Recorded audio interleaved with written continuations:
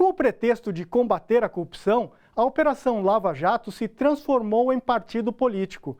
O comentarista político João Caires observa que, além de cogitar lançar candidatos, a Lava Jato de Sérgio Moro e Deltan Dallagnol resolveu apoiar concretamente o golpe contra a presidenta Dilma, como demonstram as novas revelações do The Intercept Brasil e da Folha de São Paulo.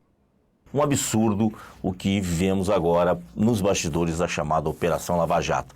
Operação essa que era para combater a corrupção, mas que acabou se tornando uma instituição, um partido político, direcionando todas as suas investigações para adversários políticos, com o intuito de poder, do intuito partidário, inclusive de se promover, como vive em outras revelações anteriores, onde o seu Deltan Dallagnol queria, inclusive, lançar vários candidatos do Ministério Público à legislatura.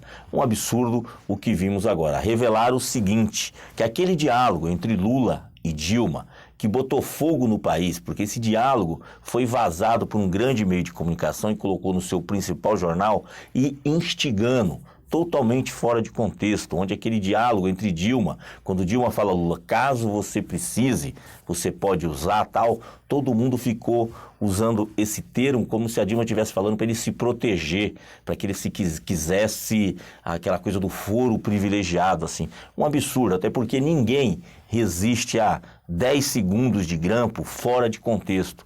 Na verdade, o que a Dilma estava dizendo ao Lula, caso ele precisasse, é porque a sua esposa à época estava internada e caso ele precisasse, bastava assinar o termo de posse para depois ele tomar posse em Brasília. Aí criaram um alvoroço, tocaram fogo no país, chamaram o protesto, assim, uma irresponsabilidade tremenda desse juiz Sérgio Moro à época, do seu Deltan Dallagnol, o promotor, porque ele mesmo nos diálogos fala que filigranas não têm importância pelo contexto político. Ele sabia que era uma questão técnica, que estava sendo alertado disso, mas ele não se importou, que o importante era fazer a questão política andar. E fizeram isso mesmo.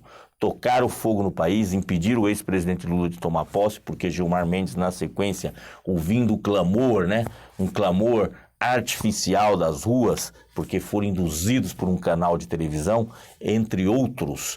E assim, existiam 22 conversas que contavam toda a história, inclusive do próprio ex-presidente Lula se negando, falando que não queria, que não achava legal ele assumir agora, porque poderia dar uma conotação muito negativa, conotação essa dele querer se proteger no foro privilegiado, mas ele foi convencido que foro privilegiado não tem nada de privilegiado, só muda a instância de julgamento. Aí ele acabou aceitando. Tem várias conversas que ele tentou fazer com o ex-vice-presidente Temer, que se tornou presidente com o golpe. Tem várias coisas nesses diálogos revelados pelo Intercept Brasil e pela Folha de São Paulo.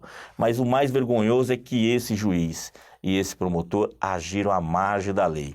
E depois pediu desculpas. O próprio Teori repreendeu Moro. E, além do mais, temos aqui um manifesto de 150 juristas que querem que Moro saia do cargo e responda pelas suas irresponsabilidades, assim como Deltan Dallagnol.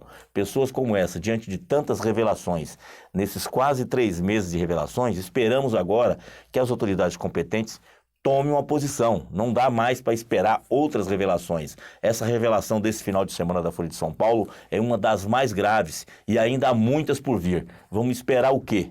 Gente, bora fortalecer a TVT? É só clicar em inscrever-se e depois clicar no sininho. Pronto! Assim que pintar notícia nova, você fica sabendo no ato.